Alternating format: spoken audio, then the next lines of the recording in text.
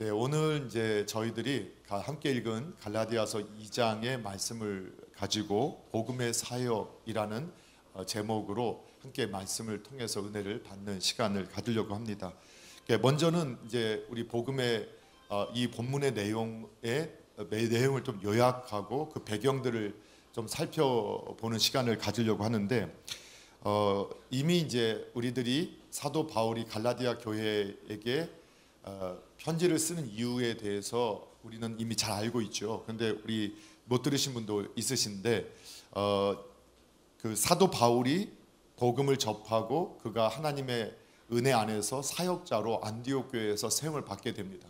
그러니까 바나바를 통해서 사용받았던 이 사도 바울과 바나바가 또 그 안디옥 교회가 성장하면서 하나님의 뜻을 따라서 선교사로 파송을 받게 돼서 세 번에 걸쳐서 사도 바울이 복음 사역을 하고 로마까지 복음을 전하는 이러한 사도행전의 내용이 기록되어 있는데, 그 중에서 1차 전도 여행을 하는 가운데서 갈라디아라는 한 지역의 여러 도시들에서 복음을 전하고 거기에 예수님을 믿는 교회, 그러니까 성경은 교회는 예수님을 믿는 사람을 교회라고 하는데 예수님을 믿는 교회들이 이렇게 생겨나게 되었습니다. 또 그분들이 모인 그 예배 처소가 있게 되어져서 그곳에 있는 교회들을 묶어서 갈라디아 교회라고 이렇게 표현을 하게 됩니다. 그런데 복음을 전하고 나서 안디옥 교회에 돌아와 있는 사이에 보니까 거기 갈라디아 지역에 있는 교회 안에 거짓 교사들이 들어와서 다른 복음을 전한다는 소리를 듣고 나서 예수님의 그 안타까운 마음을 가지고 또 그들을 책망하는 마음을 가지고 사도 바울이 그 갈라디아 지역에 있는 성도들 교회들에게 편지를 쓰게 됩니다. 그래서 편지를 쓸 때 보면 보통은 이제 수신자, 송신자, 그러니까 보내는 사람, 받는 사람, 또 축복도 있는데 사도 바울은 그냥 보내는 사람, 받는 사람만 쓰고 나서 바로 갈라디아 교회 성도님들을 이렇게 책망하는 모습을 보여줍니다. 그러면서 강하게 얘기했던 것이 뭐냐면 다른 복음은 없다는 겁니다. 그 다른 복음을 전하는 사람들이 잘못된 것이고 다른 복음은 없는데, 다른 복음이 뭐냐? 예수님을 믿음으로 하나님의 백성, 하나님의 자녀가 된다. 그거 외에는 다른 것은 있어서는 안 된다고 하는데, 다른 어떤 사람들은 교회당에 있는 사람들이 다른 복음이 있다. 그게 뭐냐? 예수님을 믿지만 그것도 믿어야 되지만 플러스 어떤 행동을 하고 무엇을 지켜야만이 진정한 하나님의 자녀 백성이 된다, 이렇게 가르쳤다는 거예요. 그거 잘못됐다라고 한 거예요. 또 한 가지는 그 왜 그렇게 했느냐? 사람을 기쁘게 하기 위해서. 왜냐하면 하나님께서 보여주신 계시는 사실 사람이 이해되지 않는 것도 있어요. 그러니까 사람이 자꾸 이해가 안 되면 전능하신 창조주 하나님께서 보여주신 그대로 믿으면 되고 따르면 되는데, 인간이 그 유한한 머리를 가지고 그 하나님의 세계를 이해하겠다고 하면서 자꾸 어떤 잘못된 말들을 만들어내요. 그런데 그것들이 사람들의 철학과 사람들의 이성을 보고 계산을 가지고는 맞는 말이지만 전혀 하나님의 뜻과 전혀 상관이 없게 돼요. 그래서 다른 복음은 뭐냐? 사람을 기쁘게 하려고 만들어낸 복음이다 라고 표현을 했어요. 그리고 또 한 가지, 다른 복음은 어떤 복음이냐? 바로 이런 복음이죠. 바로 사람을 따르게 하려고. 복음은 결국은 창조주 하나님을 알게 하고 이 땅에 오신 예수님을 믿고 예수님을 따르라. 오늘 찬양에서도 십자가의 길, 다 이게 무슨 길이야? 예수님의 길이잖아요. 그럼 예수님이 자신의 생각을 죽이고 아버지 하나님이, 창조주 하나님, 아버지 하나님께서 원하시는 그 길을 갔던 것, 그게 십자가의 길이란 말이에요. 그런데 이 다른 복음을 전하는 어떤 사람들은 어떻게 했느냐? 자기를 따르게 하려고 그 다른 복음을 가지고 가르쳤다는 거예요. 그러니까 결국은 교회당 안에 있지만 교회당 안에서 우리가 설교하는 것, 찬송하고 기도하면서 우리는 점점 누구를 바라보고 누구를 닮아가고 누구를 따라가야 하느냐? 예수님 바라보고 예수님 닮아가고 예수님을 따라가야 되는데, 사람을 따르게 만드는 그 어떠한 시도, 어떠한 내용도 다른 복음이다라고 성경이 말씀을 한다고 했던 거죠. 그러면서 그러한 일들에 대해서 다시 한번 오늘 본문에서 또 말하는 것이 4절에 보면, 오늘 함께 읽으셨던 4절에 보면 이렇게 나와 있어요. 한번 읽어볼게요. 시작. 이는 가만히 들어온 거짓 형제들 때문이라. 그들이 가만히 들어온 것은 그리스도 예수 안에서 우리가 가진 자유를 엿보고 우리를 종으로 삼고자 함이로되. 아멘. 예, 그러니까 이렇게 거짓 교사들이 왔어요. 그들에 대해서 사도 바울이 그들의 정체를 드러내주잖아요. 뭐라고 하느냐? 가만히 들어온 거짓 형제. 그러니까 진짜 형제가 아니에요. 가짜 형제, 형제인 척하는 거예요. 우리를 위하는 척하지만 결국은 어떻게 만드냐? 하나님의 종이 아닌 그들의 종, 사람의 종, 문화의 종으로 만들려고 하는 시도를 하고 있다라는 것을 우리에게 보여주고 있단 말이에요. 그러는데 그들이 가만히 들어왔다 할 때 이 가만히 들어왔다라는 원래 헬라어는 어떤 의미가 있냐면 아주 몰래 들어왔다는, 몰래 들어와 있는. 그래서 이 언어가 어느 때 쓰이냐면, 헬라어 이 단어가 어느 때 쓰이냐면 그 적진에 숨어 있는, 잔입해 있는 스파이, 간첩을 의미하는 단어예요. 그러니까 몰래 들어와 있다는 게 뭐냐? 간첩이 소문내고 들어오지 않잖아요. 우리 편인 것처럼 들어와서 우리 정보를 빼내가지고 결국 이 간첩의 목적은 뭐냐? 우리를 무너뜨리고 혼란스럽게 만들고 결국은 망하게 만들게 하는 것이 이 스파이의 목적이란 말이에요. 그러니까 이 교회 안에 있는 다른 복음을 전하는 이 사람들은 이러한 사람들인데 바로 가만히 들어와서 우리를 속여서 우리 형제인 척하지만 결국은 사람의 종을 만들고 다른 복음을 따르게 만들고 우리를 망하게 만들고 혼란스럽게 만드는 사람들이다. 그런데 너희가 어떻게 그런 사람들의 말을 듣고 또 그런 그 소식을 듣고 그것을 따를 수 있느냐 하고 책망을 하게 되는 거죠. 그러면서 그 가짜 사도들은 진리를 보지 못하도록 자꾸 주변 것들을 가지고 사람들을 흔들어요. 왜냐하면 진리를 갖다가 흔들면 안 되니까, 메시지가 분명하니까 메신저를 흔든다, 이런 표현들이 있거든요. 그래서 이제 복음을 전하는 사도 바울에 대해서 계속 공격을 하는 거예요. 저는 가짜 사도야. 자신들이 가짜면서 실은 진짜인 사도 바울을 저 가짜 사도 이렇게 계속 말을 했던 거죠. 왜냐하면 예수님을 만났다고 하는데 환상 가운데 만났다는 그 정말인지 아닌지 어떻게 알아? 뭐 이렇게 이제 말을 하기도 하고 하면 사람들이 들어보면 내가 경험하지 못한 말을 하는 말을 처음에는 잘 은혜 받고 믿었어 하더라도 자꾸 거짓말을 계속 반복하면 그 말을 듣다가 정말 그런가 하고 사람들이 미혹됐다는 거예요. 그래서 사도 바울이 1장에서도 간증을 했어요. 그리고 2장에서도 오늘 본문의 내용은 간증의 내용이에요. 그런데 이 간증의 내용을 통해서도 우리에게 가르쳐 주는 게 있는데, 간증의 목적이 뭐야 되고 간증을 어떻게 해야 하는가를 사도 바울의 이 모습을 통해서 우리가 배울 수 있다고 했잖아요. 그 지난주에 우리가 사도 바울의 간증은 자신의 강함, 자신의 능력, 자신의 잘남, 자신의 열심을 이렇게 간증한 것이 아니라 자신의 부족함, 연약함, 그럼에도 불구하고 하나님이 어떻게 일을 하셨는가, 그것을 간증하는 간증의 모습을 보였어요. 그래서 간증을 할 때는 어떻게 해야 되느냐? 하나님의 영광을 위해서, 복음을 위해서 간증하는 거예요. 그래서 그때는 나를 드러내기 위한 것이 간증이 아니에요. 내가 얼마나 잘 됐는가를 드러내는 것도 간증의 목적이 아니에요. 정말 간증의 목적은 하나님의 영광을 드러내고 하나님의 살아계심을 드러내고 복음을 위해서 그 내용을 전하는 거예요. 그럴 때 자꾸 사도 바울은 이 아주 저급한 사도다, 아니면 가짜 사도다, 이런 말을 할 때도 오늘 본문에 보게 되면 이 간증을 하는 내용을 들어보면 어떤 내용이냐? 야, 내가 예루살렘에도 올라가서 사도들을 만난 적이 있고 그들과 교제를 했지만 내가 복음을 그들하고 함께 나누었어. 세미나 하듯이 함께 내가 전한 복음이 이런 거고 당신들이 전한 복음은 이런 건데 같이 이렇게 제시를 하다 보니까 정확하게 서로 일치했어.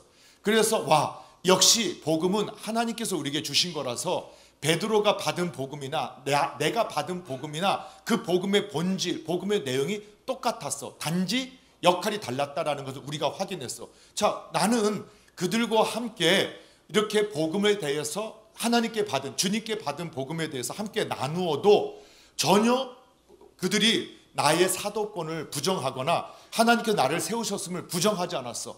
예루살렘에 있는 그 사도들도 그렇게 나를 인정했어 라고 하는 거예요. 근데 그걸 가지고 사도 바울이 그거를 말하는 것은, 야, 그만큼 내가 사도들이 인정할 만큼 내가 훌륭한 사도고 내가 능력 있는 사도야, 이게 목적이 아니었다는 걸 여러분 아셔야 되는 거예요.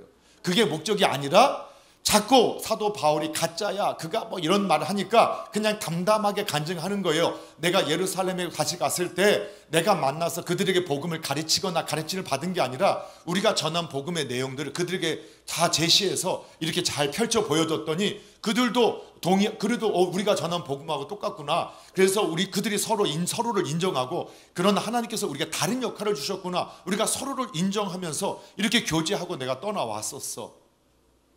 그러니까 너희가 나의 사도됨, 하나님이 나를 사도로 세우셨다는 것을 너희가 그거 흔들리지 마. 그들의 목적은 나를 흔들어서 그들이 얻고자 하는 건 뭐냐? 복음의 내용을 훼손하고 결국은 하나님을 따르지 못하게 하고 주님을 따르지 못하게 하려는 거야 하고 이 내용을 썼다는 거예요. 그러면서 오늘 이 내용들을 우리들에게 이제 전해주고 있죠. 그리고 또 한 가지는 이제 사람들의 생각이 참 바뀌지 않기 때문에 간증을 통해서 이렇게 이런 내용들을 전하는 거예요.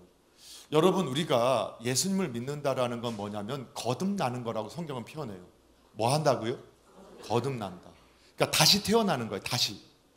근데 이 다시 태어난다는 게 어떤 의미냐면 옛사람, 그 성경은 옛사람은 죽어지고 새롭게 살아나고 태어났다라고 표현해요. 그러니까 예전에 내가 가지고 있던 생각, 가치, 삶의 방향성들을 버리고 이거는 아무것도 아니야 하고 버리고 새롭게 내가 지금까지 알았던 거, 지금까지 깨달았던 건 다 잘못됐구나 하는 것을 그래서 알아서 그걸 다 버리고 그것을 다 죽이고 이제는 하나님의 말씀, 하나님의 뜻으로 내가 살아갈 거야. 그리고 그거 말씀을 통해서 살아가는 삶이 되어진 것을 이게 그리스도인이 되어졌다고 하거든요. 그런데도 그러니까 이게 얼마나 어렵냐면 우리가 예수님을 믿어도 옛날 것들을 끊기가 참 어려운 것들을 보게 돼요.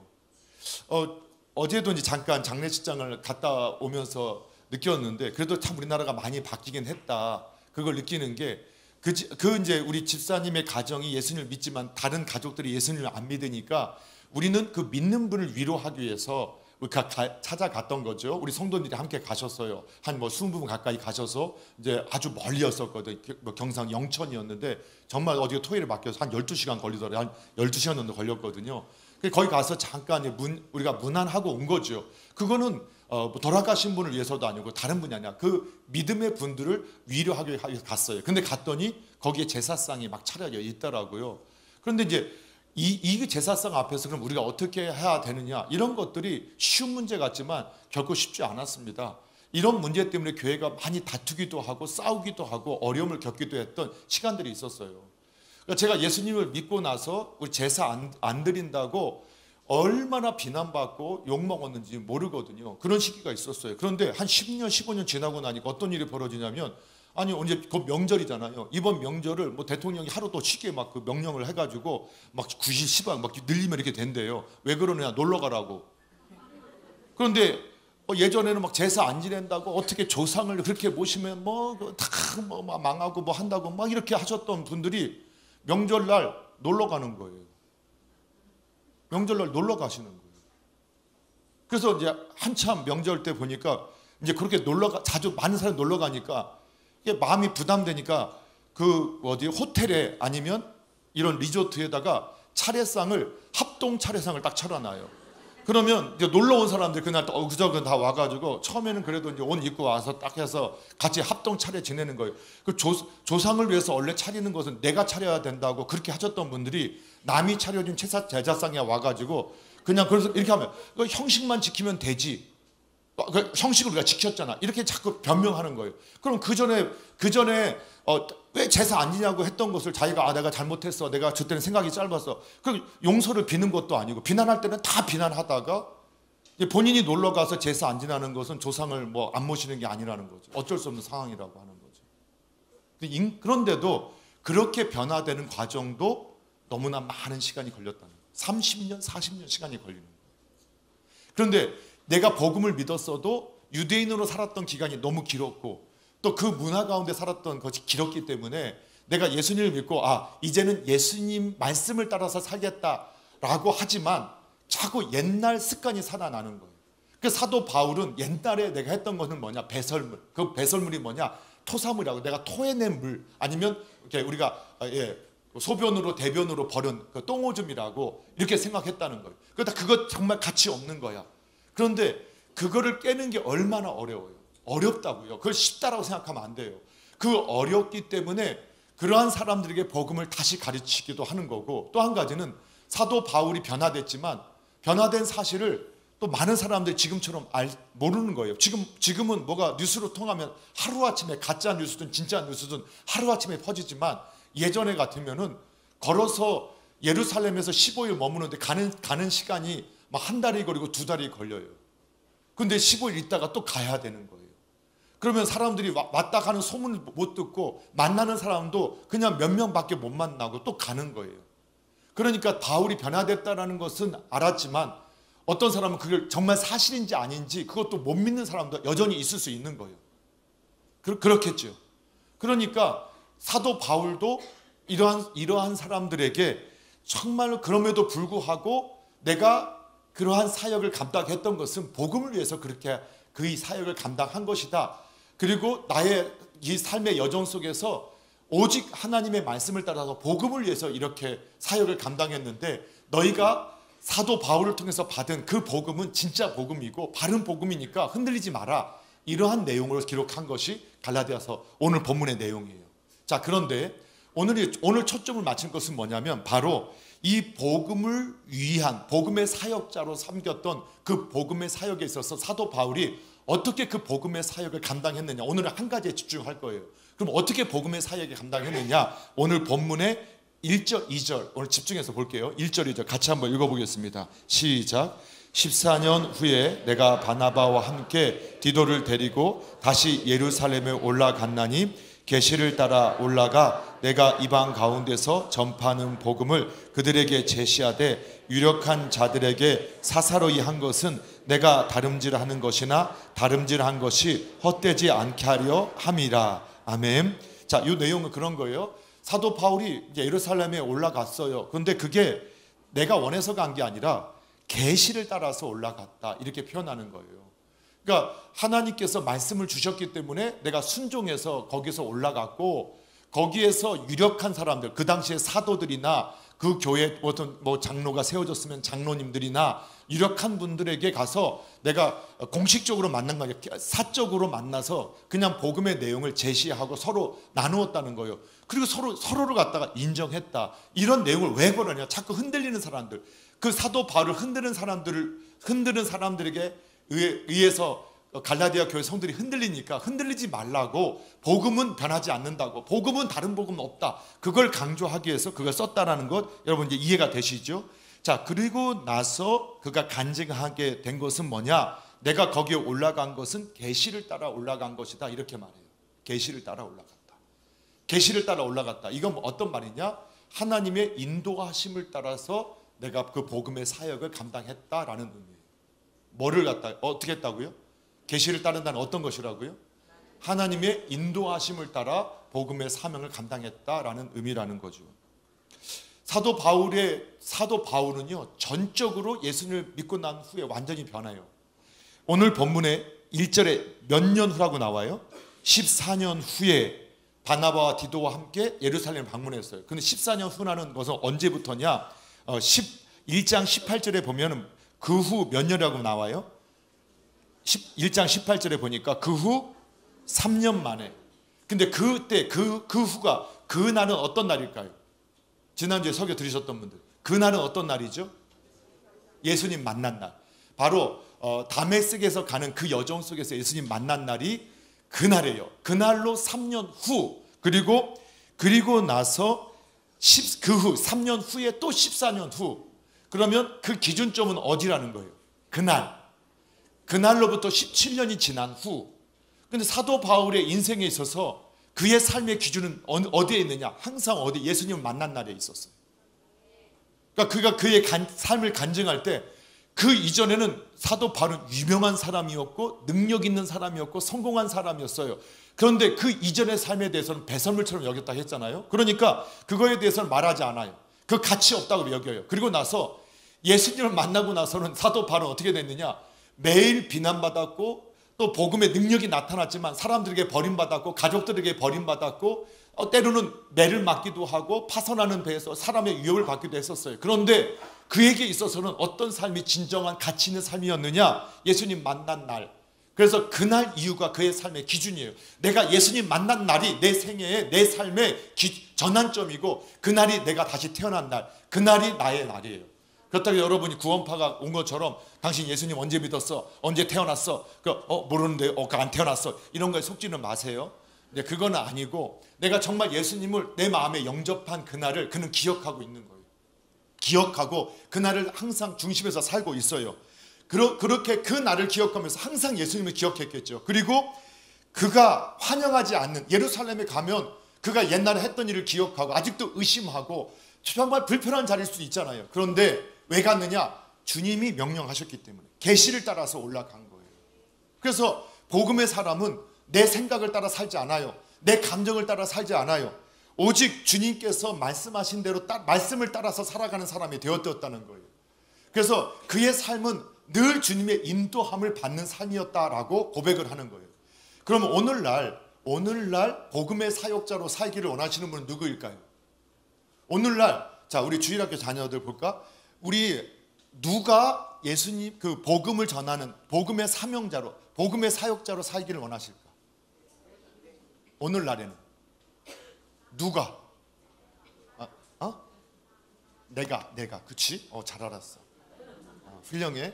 내가 오늘날 저와 여러분이 복음의 사역자가 되기를 하나님 원하시고 계세요.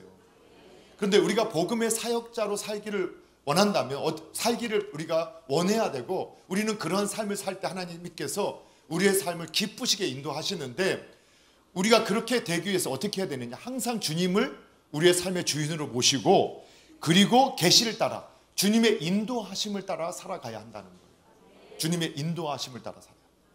자, 여러 옆에 분에게 주님의 인도하심을 따라 살겠습니다. 이렇게 인사해 보세요. 주님의 인도하심을 따라 살겠습니다. 주님의 인도하심을 따라 살겠습니다. 자, 그러면 주님의 인도하심을 따라 살겠 다 말은 이렇게 하지만 그러면 어떻게 하는 것이 주님의 인도하심을 따라 사는 걸까요? 이렇게 물어보면 또 헷갈려요. 그래요. 주님의 인도하심 따라 살겠습니다 하고 인사했잖아요. 그렇죠? 서로 이렇게 결심했잖아요. 근데 어떻게 주님의 인도하심을 따라 사느냐? 그렇게 하려면 오늘 보니까 그것을 계시를 따라 산다 이렇게 표현했어요.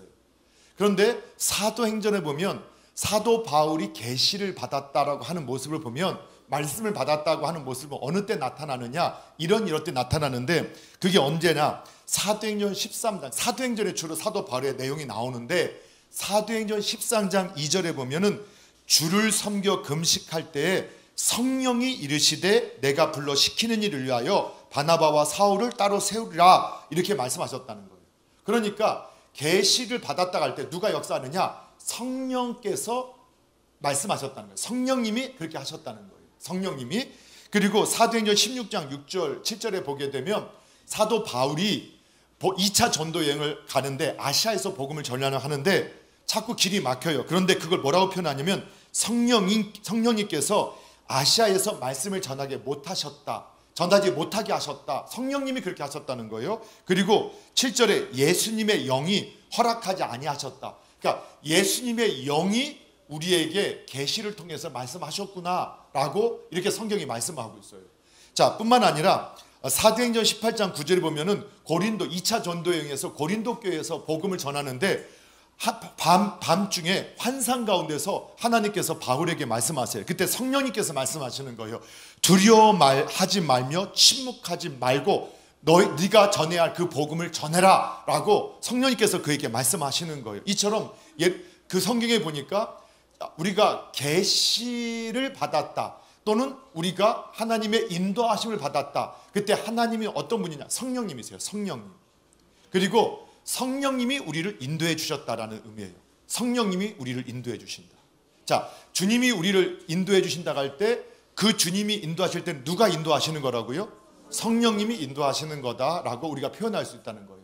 그런데 그러면 사도 바울이 성령님의 음성을 듣고 성령님의 말씀을 받을 때 어느 때였을까요? 잠자고 있을 때였을까요? 아니면 오락하고 있을 때였을까요? 아니면 축구하고 있을 때였을까요? 네? 네, 기도하고 있을 때.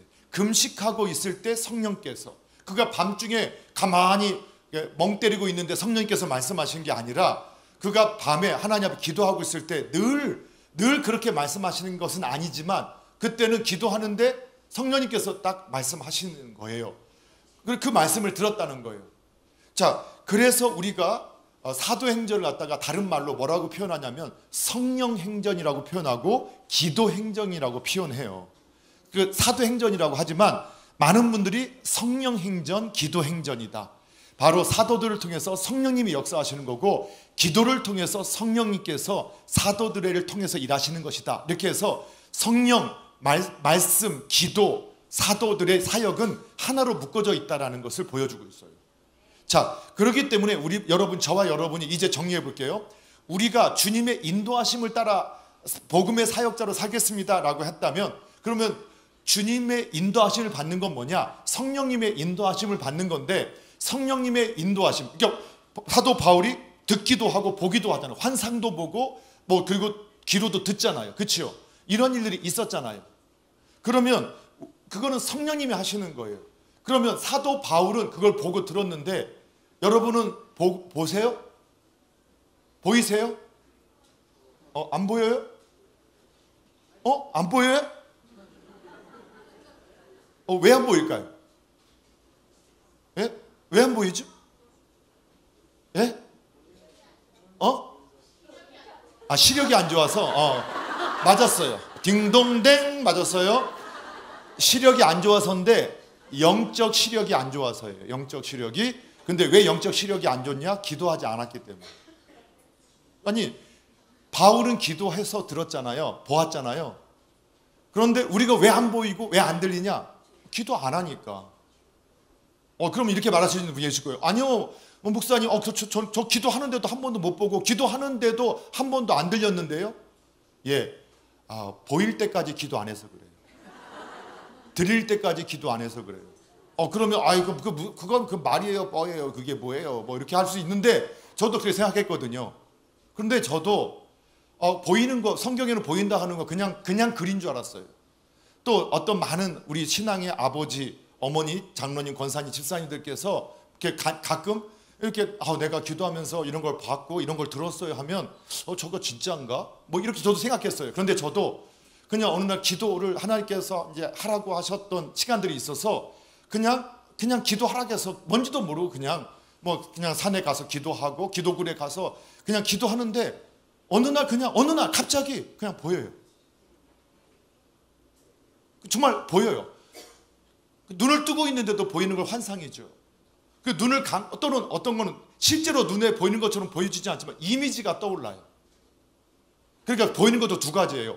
실제로 눈으로 정말 선명하게 보이는 게 있고 또 하나는 이미지처럼 떠오르는 게 있어요. 그걸 두 가지 다 보이는 거라고 하는데 저는 그것이 없는 줄 알았어요. 그런데 제가 그게 지금 목사가 됐을 때가 아니라 제가 그냥 전도사 때도 또 청년 때도 그냥 우리 어머니 권사님, 아버지 장로님, 집사님들께서 기도하는 모습을 보면서 뭔지 모르니까 기도하라고 하는데 기도를 어떻게 하는지 모르겠고 그냥 예수님 이름으로 기도하는 건 알겠는데 일단은 기도하라니까 어느 분들이 그냥 저한테 하셨다면 그냥 열심히 기도해라고 하셨어요. 그리고 그냥 불을 지져. 안 되면 그냥 주여 막 외쳐. 그러니까 이제 모르면 그냥 흉내 내는 거예요. 그렇잖아요. 모든 거 흉내에서 배우잖아요. 아이들도 엄마 아빠 흉내 내서. 그래서 여러분 보세요. 엄마 아빠가 똑같아요. 안 배우고 싶은데 말투도 똑같고 행동도 똑같아요. 왜요? 계속 흉내 내기 때문에. 보고 배우는 거거든요. 그러니까 저도 어렸을 때 그걸 보고 그분들이 했던 것처럼 가서 뭔지도 모르고 그냥 정말 제가 처음 보여줬을 때도 보면 뭔지 모르고 그냥 주여 주여 주여 주여 시계 보다가 주여 주여 주여.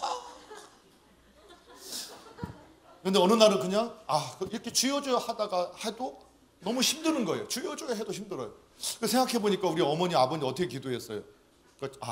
찬송을 하더라. 찬송. 그래서 제가 그때 깨달았어요. 기도하기 힘들어서 찬송한 거구나. 그래서 이제 저도 찬송을 하는데 어머니 아버니 했던 찬송이 보통 뭐였냐면 보혈 찬송이라고 하는, 이유도 몰랐지만 그냥 아버지 어머니 우리 장로님 권사님 우리 집사님들께서 그냥 교회에서 제가 다니다 보니까 막 기도에 가면은 그냥 항상 예수 십자가에 흘린 보혈, 십자가 막 이렇게 찬양하시길래 뭔지도 모르고 그냥 저도 그냥 그 보혈 찬송 놓고 같이 그냥 이제 기도 시간 2시간 채운다 하면은 그냥 한 1시간 반은 찬송을 막 하고 이제 주여 주여 하는데 그게 하루아침에 된 건 아니에요. 그런데 어느 날 갑자기 참 신기한 것들이 보여져요. 이게 실제구나. 정말 성경은 진리구나. 사실이구나. 정말 성경은 사실이구나 하는 걸 경험하게 돼요. 예, 실제로 또 들려져요. 근데 왜 안 들려요? 예, 기도 안 해서 안 들려요. 기도하는데 저 안 들리는데, 예, 들릴 때까지 기도 안 해서 그래요. 예, 어느 날 기도하다 보니까 갑자기 들리는데 들리고도 두 가지예요. 직접 우리의 귀로 들리는 게 있어요. 많은 오늘 성경에 나오는 사도들이나 많은 선지자들이 그랬던 것처럼, 그리고 우리 믿음의 아버지, 어머니, 장로님, 권사님, 집사님들께서 그 기도하다 보면 간증하다 그러죠. 내가 하나님께서 나에게 딱 말씀하셨다고, 누구야 하고 부르셨다고, 거기로 가라 하는 걸 들었다고. 그걸 실제로 들으셨대요. 귀로. 저는 그걸 믿어요. 왜냐하면 성경에 그게 써 있기 때문에. 근데 저는 그렇게 들어본 적은 없어요. 장군아 이렇게 하지 않으셨어요. 왜 그렇게 하면 제가 쓰러질까 봐. 하나님께서 제 믿음을 아시고 저한테는 직접 이렇게 귀로는 안 들려요. 그러나 또 한 가지 들리는 게 내적인 음성으로 들려주세요. 내적인 음성으로. 그래서 기도하다 보면 어떻게 되냐면, 기도하는데 하나님은 우리 안에 영으로 성령이 우리 안에 계시면서 우리의 경험, 우리의 생각, 우리의 어떤 어투를 가지고, 성경도 사도들을 통해서 기록했던 것처럼 우리의 경험과 생각들을 가지고, 그걸 가지고 하나님께서 우리에게 생각나게 해주셔요. 기도하다 보면 그걸 생각나게 하신단 말이에요. 그런데 막 하다 보면 어떤 것은 근데 많은 이제 소리가 들리는데, 처음에는 보면은 이게 내 소리인가 아닌가 그것도 잘 모를 수 있어요. 그런데 어느 순간 이거 정말 주님이 내게 들려주시는 거구나, 생각나게 하시는 거구나 하는 거를 깨닫게 돼요. 그래서 여러분, 우리 이제 교회 용어로 기도의 줄기가 잡혔다, 기도 줄기 잡혔다, 요거 들어보셨어요? 예, 그 기도의 줄기가 잡혔다는 게 뭐예요? 예, 그냥 제가 제 힘으로 주여 주여 이렇게 기도해도 5분도 안 지나고 10분도 안 지나는데, 그렇게 정말 성령님께서 내 안에서 기도를 시키신다고 하는데, 기도를 하면 제가 기도를 하는데 제가 하는 게 아니라 마음속에서부터 계속 생각이 나요. 아니, 내 이성과 내가 가지고 있는 감정을 가지고는 절대 그 기도 하지 못해요. 그런데 자꾸 갑자기 교회 목사님이 생각나거나 아니면 누가 생각나거나, 심지어는 나라와 민족을 위해서도 잠을 안 자고 막 기도하게 하시는 거예요. 그거 내가 하는 거 아니거든요. 그런데 다른 거 기도할 때는 너무 힘든데, 그렇게 내 마음에서 주시는 그 음성, 그 소리를 따라서 기도하잖아요. 잠깐 기도한 것 같은데 30분이 흘러가고, 잠깐 기도한 것 같은데 1시간이 흘러가요. 그런 것들을 아마 여기 경험하신 분 계시죠? 그게 바로 성령님께서 내 안에서 들려주시는 내적 음성을 통해서, 그러면 그 음성을 따라서 내가 내 말로 하지만 하나님께서 음성을 넣어주는 거거든요. 그렇게 기도하는 거예요. 그런데 여러분, 왜 그 소리가 안 들려요? 예, 기도 안 하니까. 정말이에요. 기도하면 저는 확신해요. 왜요? 저 같은 아무것도 모르고 그냥 소리만 질렀거든요. 목 아픈데 좀. 그런데 어느 날 그냥 모르지만 꾸준히 그냥 시간을 지키면서, 그래 1시간 이상을 하라겠으니까 나도 1시간 이상, 그래 내가 이렇게 하니까 그냥 이번엔 내가 한 2시간까지 해볼까? 그냥 정말 시간 채운 거였거든요. 근데 시간 채우는 그 시간에 하나님께서 갑자기 어느 날 열어주시는 거예요. 그러니까 저는 확신해요. 어떤 확신을 갖냐면, 몰라도 주님의 말씀대로 따라가면 결과는 반드시 나타날 거다. 저 그걸 확신하거든요. 그런데 이제 아까 말씀드렸잖아요. 그 소리가 들리는데 이게 내 소리인지 하나님의 소리인지 그런 나중에 그런 경험도 해서 알게 되지만, 또 기도하다 보면 이게 영적인 싸움이, 기도는요 영적인 싸움이라서 이게 정말 내 소리인지 그래서 이제 신호가 있고 하나님께 보내주시는 하나님의 소리가 있는데 마귀의 소리도 있고 세상의 소리도 있고 내 소리도 있어요. 그래서 막 기도하면 우리가 눈을 감고 있으면 별의별 생각들이 막 떠오르고 이러는데 그 중에서 하나님의 생각을 어떻게 우리가 찾아낼 수 있느냐? 어떻게 찾아낼 수 있을까요? 우리가 기도해보잖아요. 여러분 기도해보세요. 여러분도 한번 눈을 감아보면요 별의별 생각이 다 나와요. 어떨 때는 아무 생각 없이 졸릴 때도 있죠. 네, 두 가지 다 마찬가지예요. 그런데 어떻게 해서 그 많은 소음들 그리고 많은 거짓 신호들, 마귀의 소리, 세상의 소리, 내 생각의 소리, 근데 그 중에서 하나님의 소리를 우리가 어떻게 찾아낼 수 있을까요? 어떻게? 예? 평안함? 기쁨? 네, 다 맞지만 그냥 기도하면 알게 돼요. 그게 뭐냐? 처음에는 잘 혼동해요. 그런데 기도하다 보면 점점 소음은 사라져가고 하나님의 소리만 남게 돼요. 그것도 그냥 되는 게 아니라는 거예요. 세상에요. 다른 어떤 것들도 하다 보면 경험을 하잖아요. 여러분 세상에서 운동을 잘하는 사람 똑같은 것을 오늘 축구부 축구 잘하는 보세요. 그 막 이천수나 옛날 우리 요즘에 누구야? 손흥민을 얘기해. 죄송해요. 이천수 제가 옛날 사람. 그 손흥민 같은 선수가 그 TV에 나서 보잖아요. 그 앉아서 그냥 빵 차는데 한 20-30m 하는데도 그냥 골대 구석에 딱딱 박혀요. 아니 얼마나 기계적으로 연습했으면 그냥 땅 차면 달려가는 사람이 바로 앞에 뚝 떨어져요.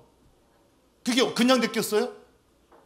아니죠. 수천 번, 수만 번을 온몸이 토할 때까지 연습하고 쓰러져 토할 때까지 연습하면서 그걸 했더니 그런 선수가 되는 거예요. 그런데 우리는 은혜, 우리가 출생은 우리가 태어나는 거는 하나님의 은혜, 하나님께서 값을 다 지불하시고 하나님은 엄청난 예수님의 생명값을 지불하시고 우리에게 거저 주셨지만 그런데 다른 이러한 우리의 성장은 그냥 되어지지 않아요. 영적인 것도 마찬가지예요. 우리 영적 기도의 체험을 하셨던 분은 그냥 말 그대로 기도하셨던 분들이에요. 그냥 되지 않아요. 근데 우리가 그걸 당연하게 아니 그냥 왜 나는 그거 안 보이냐? 기도 안 하니까. 기도하면 구분되기 시작해요. 예.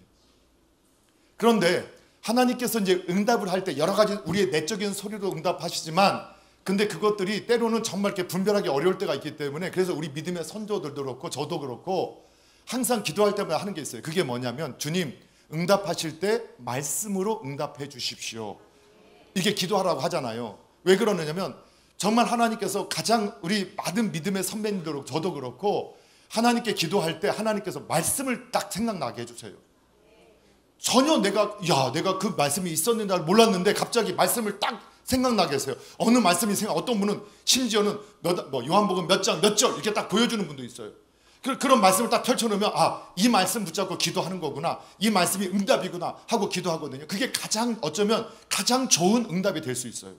그래서 기도하실 때 여러분 말씀으로 내게 응답해달라고 기도하시는 게 좋아요. 제가 이제 최근에도 이제 우리 목사님들끼리 좀 모임이 있어요. 그럼 목사님 만나면 그냥 목회 이야기하고 서로 격려하고 하는데 우리 한번 기도도 같이 하자고 해서 최근에 한 동역자 목사님 교회에 가서 목사님 사모님들이 같이 그 교회에서 기도회를 했어요. 얼마 전에 일이었거든요. 근데 기도를 막 하는데 그냥 들어가자마자 역시 교회가 하나님이 사랑하는 종들이 또 하나님의 백성들이 모여있는 예배당에서 기도하니까 바로 기도가 깊이 들어가더라고요. 그런데 그냥 기도하는데 목사님들과 사모님들에게 저에게도 그렇고 말씀을 딱 주시는 거예요. 바로 앉자마자 기도 시작하자마자 딱 말씀을 열어줘요. 여호수아 말씀을 딱 열어주고 어떤 분은 시편 말씀, 어떤 분은 이사야 말씀을 막 주시는 거예요. 그리고 나서 기도가 딱 끝나고 나서 목사님들이 모여서 그분한테 목사님 우리가 그 교회 목사님한테 그 교회를 위해서 기도했거든요. 그 목사님을 위해서 그 교회 갔기 때문에 그리고 나서 같이 얘기를 했어요. 목사님 우리가 기도하는데 이 말씀을 주세요. 이 말씀을 주세요. 그 목사님이 깜짝 놀라시네요. 지금 그 교회의 문제와 본인이 품고 있는 기도의 제목들을 다 말씀해 주셨다. 여러분 우리가 그냥 생각났잖아요. 우리 생각난 말씀이었잖아요. 근데 그걸 누가 주셨다고요? 성령님께서 말씀을 생각나게 하시죠. 그게 하나님께서 응답하시는 방법. 그래서 우리가 기도할 때 주님 말씀으로 응답하소서라고 기도하는 것이 정말 유익해요. 여러분 그렇게 되어지기를 소망합니다. 그런데 이제 우리가 그래서 기도의 안테나를 세우셔야 돼요. 수많은 하나님은요 막 전파가 지금 여기에 다 있는 것처럼 주님의 영이 우리와 함께 하시고 주님은 지금도 말씀하세요. 근데 우리가 왜 못 듣느냐? 기도의 안테나를 안 세웠기 때문에 그래요. 그러니까 지금 기도의 안테나를 다시 세우면 어떻게 되느냐? 하나님께서 하시는 말씀을 우리가 들을 수 있어요. 근데 기도의 안테나를 세웠는데도 왜 소리가 좀 지지직거릴 수가 있어요? 그는 왜 그러느냐? 그거는요, 때가 껴서 그래요. 욕심으로, 정욕으로 구하니까 지지지하고 다른 소리가 들리는 거예요.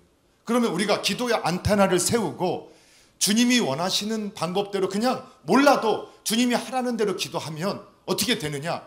반드시 하나님을 만나게 되고 경험하게 돼요.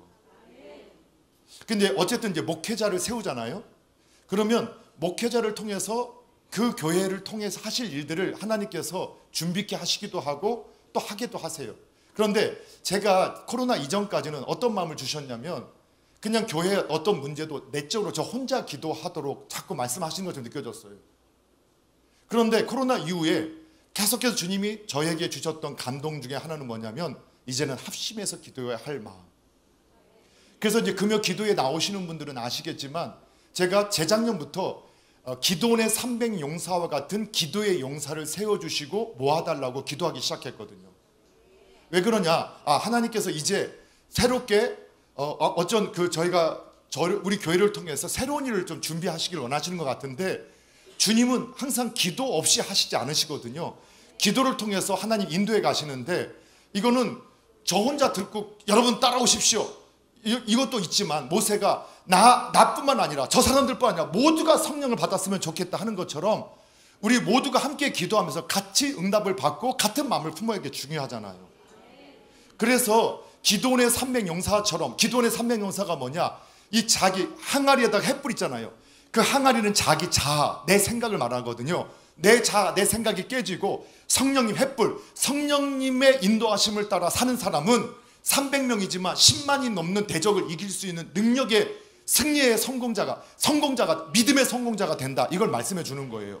근데 저는 그것을 기도원의 300용사가 기도의 용사, 예전에 기도하셨던 분, 그러나 지금 기도를 쉬고 있는 분 다시 모을 수 있도록, 그리고 이제 젊은 친구들 중에서 아니면 새로운 믿음의 가족들 중에서 아니면 새로운 정말 주님을 처음 영접한 분 중에서 나는 기도가 뭔지 모르지만 다시 한번 하나님의 역사, 정말 하나님이 살아계심을 경험하고 싶다, 기도의 용사로 세워지길 원하는 사람분들이 금요 기도에 모여야 된다, 그 마음 주셨거든요.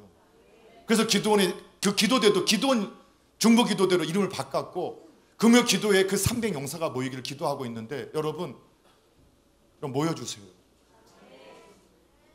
금요 기도회 때 아멘 하면 와야 되는데 올 거지? 엄마 아빠 모시고 와. 그래서 금요일 날 왜냐면 우리가 다른 날 합심해서 기도하자 또 시간을 내자면 오기 어렵잖아요. 그래서 하나님께서 우리 조국교회 금요 기도에는 부르짖는 기도, 합심 기도로, 새벽에는 개인 기도로, 이렇게 물론 새벽에도 부흥할 때는 새벽에도 뜨겁게 기도했지만 개인 기도로, 그리고 그렇게 역사하셨거든요. 그리고 저희도 그 마음을 주세요. 금요 기도회를 통해서 하나님께서, 그래서 어떻게 기도하자고 하는 것도 아니에요. 그냥 부르짖자. 너는 내게 부르짖으라. 네가 알지 못하는 크고 은밀한 일들을 내가 너에게 보일 것이다. 저도 그랬거든요. 너는 주의 이름을 부르라. 정말 부르짖으면 분명히 우리 교회를 향한 아니면 개인 가정을 향한 개인을 향한 그것을 각각에게 말씀하시는 것을 우리가 경험하게 될 거예요. 그리고 지금까지는 이제 혼자 기도할 때가 아니라 이제는 우리가 합심하여서 함께 부르짖어 기도할 때라는 마음을 주시거든요. 그래서 여러분 우리가 주님의 인도하심을 받는 것은 기도를 통해서 받아야 되는데 여러분 때로는 혼자 기도해도 괜찮아요. 그러나 우리가 지금 교회가 우리 남서울 중앙교회를 통해서 하나님께서 정말 놀라운 일들을 계획하고 계심을 저는 확신하고 있어요. 그런데 그것을 어떻게 이뤄가느냐? 기도를 통해서 이뤄가세요. 여러분 금요 기도에 다시 한번 우리 기도의 아버지 어머님들 다시 모여주세요. 다시 모여주세요. 기도의 아버지 어머님들 모여주시고, 그리고 내가 기도를 배우고 싶은 우리 자녀들, 청년들, 내가 기도의 사람을 세워주고 싶은 사람들 금요 기도에 모이세요. 그래서 지금 15분에서 이제는 30분까지는 우리가 부르짖어 기도하자. 그리고 제 목표는, 올해 목표는 1시간. 우리가 부르짖어 기도하다 보면 처음에 몰라도 괜찮아요. 그냥 옆에 있는 성도를 쫓아서 같이 그냥 주여 주여 외쳐도 좋고 아버지 아버지 외쳐도 좋아요. 그러면 분명히 주님께서 만나주시고 주님이 임재하셨던, 또 예전에 우리를 경험케 하셨던 그 경험을 다시 일어나게 하실 거예요. 어떤 분이 이렇게 말하세요. 어느 어머니, 어느 아버님이 내가 옛날에 정말 옛날에 그렇게 많이 했었다. 그러니까 옛날에서 끝나버려요. 오늘 다시 부르짖는 사람이 필요하고 오늘 기도의 용사가 필요해요. 기도원의 300용사 그분만 사는 게 아니라 교회를 살리고 우리 남서울중앙교회, 우리 조국교회를 살리는 불씨가 될 수도 있는 거예요. 감히 그렇게 말할 수 있습니까? 아니요. 감히 말할 수 있어요. 하나님의 역사는 우리가 재단할 수 없고 우리가 판단할 수 없어요. 우리가 방향을 잘 잡고 우리가 사도 바울이 계시를 따라서 성령을 따라서 기도를 따라서 주님의 인도하심을 따라서 복음의 사명자로 사용했을 때 그가 그런 일을 할 수 있을 거라고 그가 알았을까요? 아니요. 하나님이 하셨어요. 저를 통해서 꼭 일하지 않아도 돼요. 우리 장로님을 통해서, 우리 권사님, 집사님을 통해서 꼭 그런 일이 아니라도 돼요. 그냥 지금 기도하고 지금 모아서 우리 아들, 딸들이, 우리 손자, 손녀 중에서 한 사람이라도 그러한 열정을 품은 사람, 하나님을 꿈꾸는 사람이 일어난다면 그것만으로도 우리의 기도가 충분히 가능하다고 저는 확신해요. 여러분, 그러나 누가 그것을 이루게 하느냐? 결국은 기도하는 사람이에요. 우리가 모여 기도할 때 그 역사가 나타나는 것이지, 그래 내가 감동받았어, 감동으로 끝나서는 안 돼요. 내가 그게 믿어지는 것을 끝내면 그런 역사가 나타나지 않아요. 그럼에도 불구하고 모여서 마음을 담고 뜻을 담고 힘을 다해서 우리가 주님을 부르짖기 시작하면 당장은 아닐지 모르지만 분명히 하나님이 계획하신 일들을 우리 교회를 통해서 보여주실 거예요. 그래서 저는 부탁드려요. 금요 기도회에 여러분 모아주세요. 모여주세요. 그래서 함께 기도해요. 저도 기도합니다. 저도 30분, 저도 1시간 같이 여러분과 함께 아무것도 그냥 소리내서 기도할 겁니다. 주여, 주여, 주여 도와주세요. 아버지, 아버지, 아버지. 그냥 아버지 주님의 이름을 부르라. 이름만 불러도 돼요. 때로는 기도가 뭔지 몰라도 괜찮아요. 기도는 기도를 통해서 배워요. 말씀을 정리합니다. 오늘 정말 복음을 위해서 간증하는 삶, 그리고 복음의 사역자로, 복음의 사명자로 사는 삶, 그 계시를 따르는 삶, 하나님의 인도함을 따르는 삶, 그것은 성령의 인도함, 그것은 기도를 통해서 이루어진다. 그리고 말씀을 통해서 응답한다. 오늘 다시 동역자가 세워지기를 원합니다. 저와 여러분이 주님의 동역자로, 또 우리 남서울중앙교회를 세우는 또 저의 동역자로 함께 세워질 수 있기를 주님의 이름으로 부탁드립니다.